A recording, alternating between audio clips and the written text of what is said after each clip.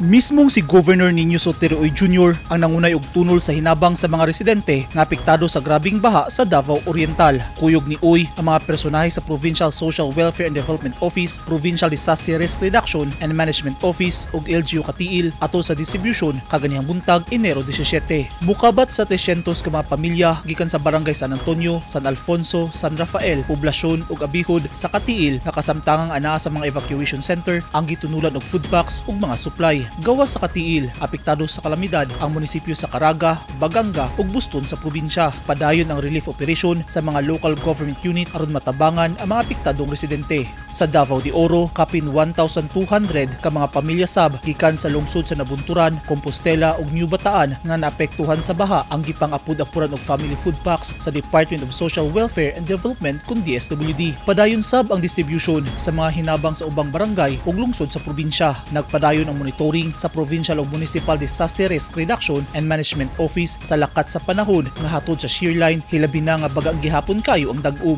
Sa Davao del Norte, nangunay sab sa relief operations si Governor Edwin Hubahib ngadto sa mga residenteng apektado sa baha sa probinsya. Ug sa Davao City, nahaturan na sab og pasiunang hinabang sa mga personahe sa City Social Welfare and Development Office ang nabahaan nga mga residente sa Barangay Bunawan proper human miawas ang Bunawan River tungod sa siging ulan. Mihatag sab og medical support ang team gikan sa Davao City Health Office ngadto sa mga residente.